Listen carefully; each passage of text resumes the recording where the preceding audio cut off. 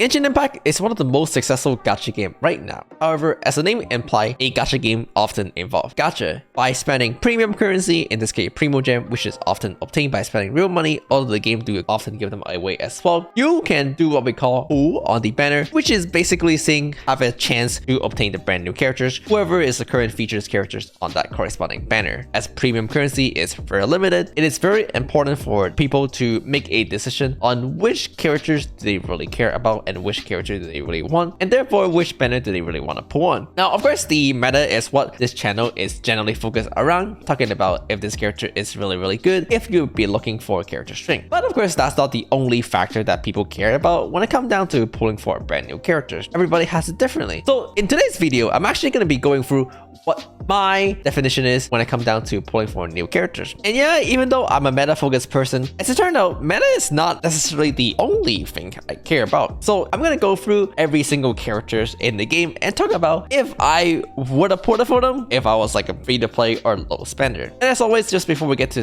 the video, if you're not subscribed to the channel already, feel free to do so. It is free and it helped me out a lot and I appreciate it a lot. But first, I want to thank today's sponsor. This video is very kindly sponsored by Core, and you might be asking, what is Core? Well, let me explain. Core is essentially a metaverse filled with a bunch of free game or even just world for you to explore. With over 50,000 games in different genres to choose from, such as shooters, platformers, or RPG, you're bound to have a experience that you enjoy and can share with others. And of course, check out their brand new avatar designer to create your own custom characters with hundreds of hairstyles, accessories, or outfit to choose from so that you can express yourself. Once you have your fully customized character setup, head into their latest game, Primal World. You can find a lot of hidden treasure just all over the map in Primal World. It is a exploration type game where you can complete puzzle and quests and then fight against the agent with your improved equipment. Core, as well as most importantly Primal World, are all available for free right now in the Epic Games Store, so don't forget to check out the link in the description below to download it. And thank you again for sponsoring this video. Now, if people pull based on reason other than just meta, then why is the channel only focused on meta? It's because there's no way I can actually, I can't really be like, Hu Tao is ugly, don't pull her. That's a subjective opinion, right? I can say something like, oh, Hu Tao's a really strong character, and then with that information, together with the fact that you think like Hu Tao is either really cute or not that cute, you decide to pull for her or not. So the meta is just one metric you use to determine your pull values. Individually, everybody pull characters based on different reasons. The standard 5-star doesn't count because you probably get them off 50-50 anyway. If I was a free-to-play player, or like if I wasn't a content creator, I'll tell you right now, there's no way I would ever pull for Tignari. There's no way I would ever pull for Tignari because 1, he sucks, 2, he's ugly, 3, he's a 50-50 loss. So don't hate me, Tignari mains. Just the truth. But yeah, so let's go through it in the appearance of the characters, which is starting from Venti, which at that point I wasn't a content creator yet. So starting at the game, I would 100% put it for Venti because he's cute, but also because he's just the strongest character at the time. Probably more because he's the strongest character at that time. When I came from FGO, which is the gacha game I play for a long time, most experienced gacha gamers describe Venti as a must pull because he trivializes every single content in the game. They're like the equivalent of Waver, Merlin, Saki, Tama. Tamamo kind of sucks, but you know, you get the idea. So broken ass support, I definitely want to pull Venti just because of meta. In fact, I think I pulled a Venti first because of meta, then I decided I actually really like this character because of the aesthetic. And then they were like, oh, this character is cute and I love him. And now he's... Oh, let's not get too far.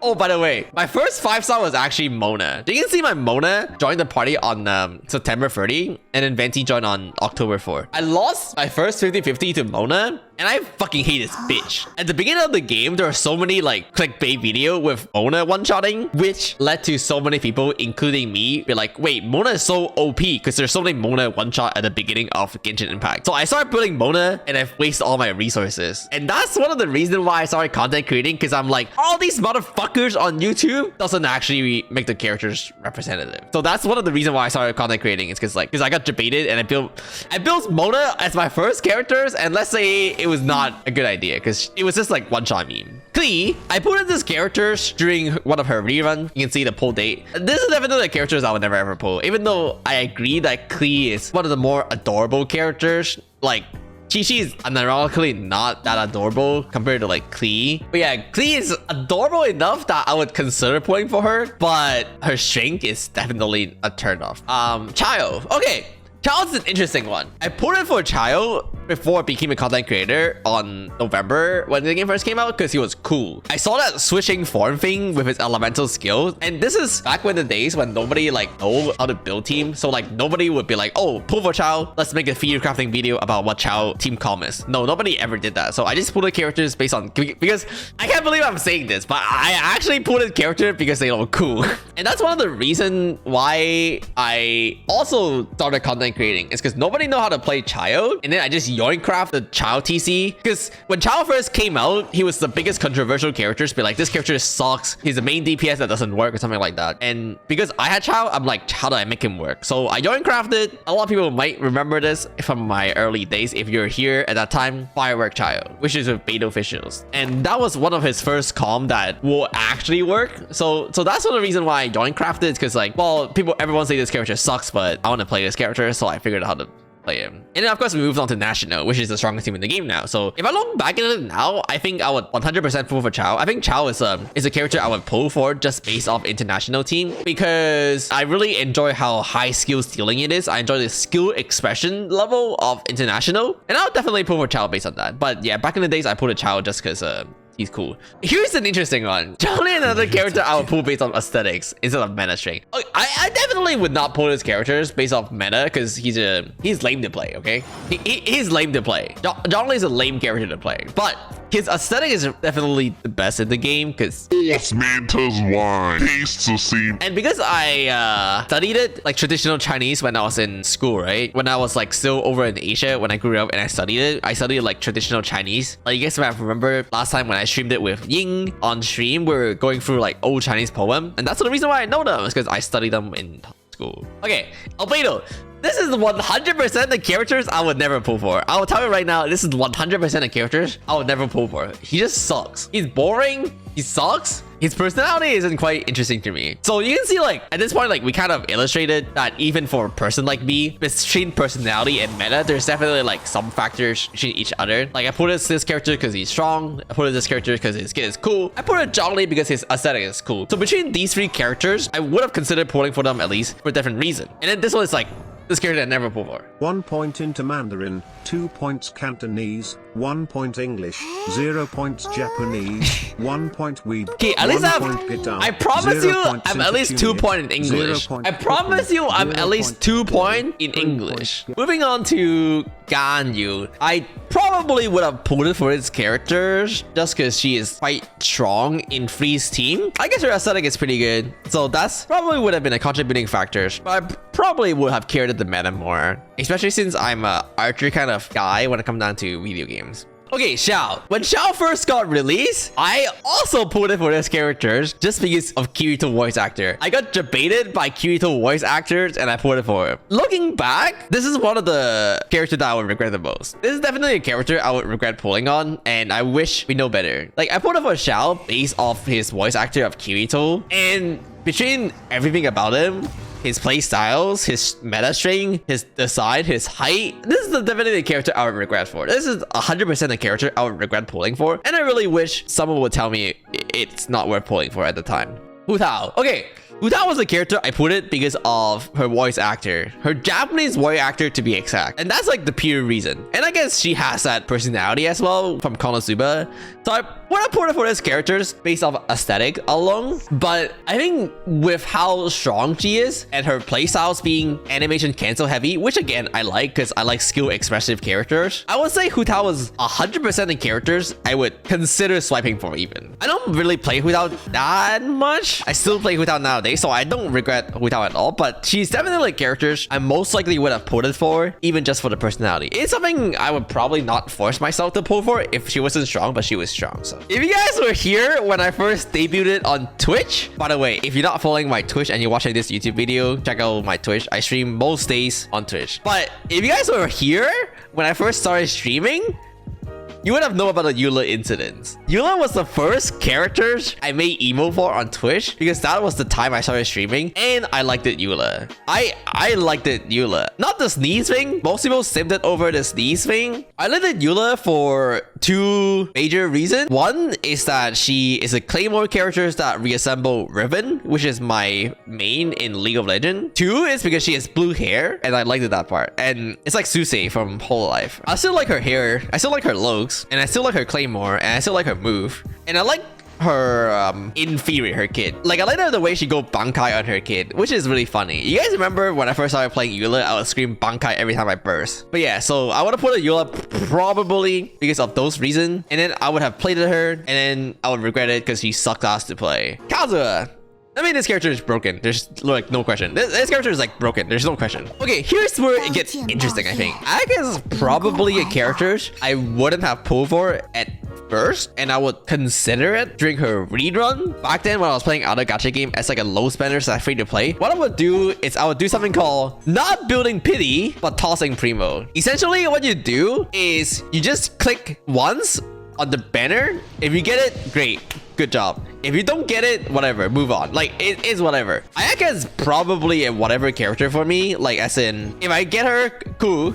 If I don't get her, whatever. I don't know what the term is, but like the logic is like, if you don't pull for a couple months, you're gonna get itchy. You're gonna get itchy if you just save primo, and you can't do that. So what you do is you just toss a couple pull, satisfy your addiction on the banner that you're like, you don't mind getting, but you don't necessarily care that much about. And then like, if you get it, great. If you don't get it, well, your gacha is still satisfied. Move on. And actually, that's the case with Yoimiya.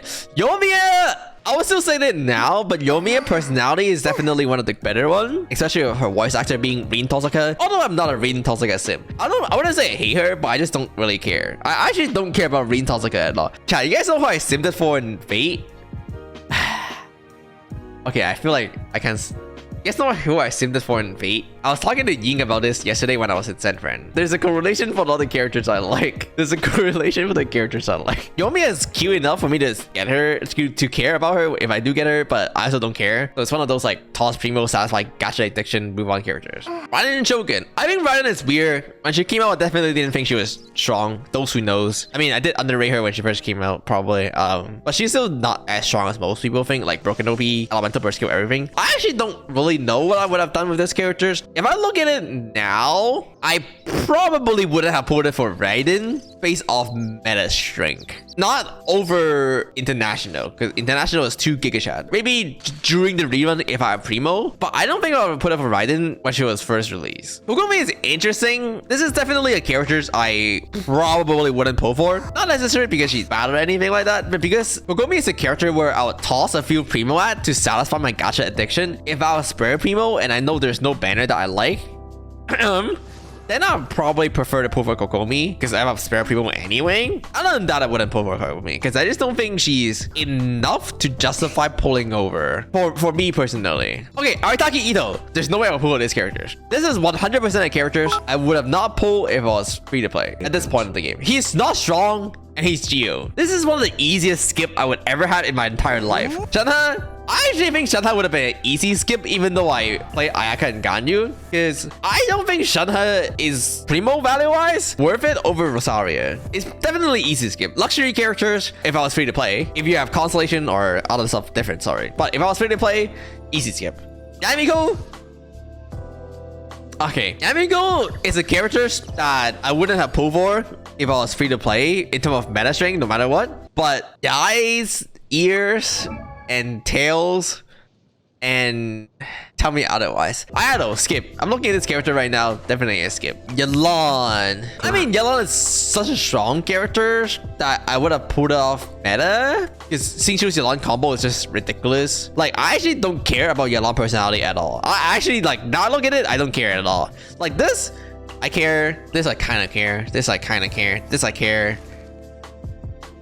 This I sim for. But keep in mind, chat, I'm going to Anime NYC in 2 weeks. So if you see me there, and that'll be easily recognizable because I'm going to post it on YouTube as a community post. But just say hi, okay? Tignari, don't care. Taino, don't care. Lilo, don't care. So these 3 characters are just weak enough to the point where I just don't care. And personality has like not a lot of effect on it. And then we have Nahida.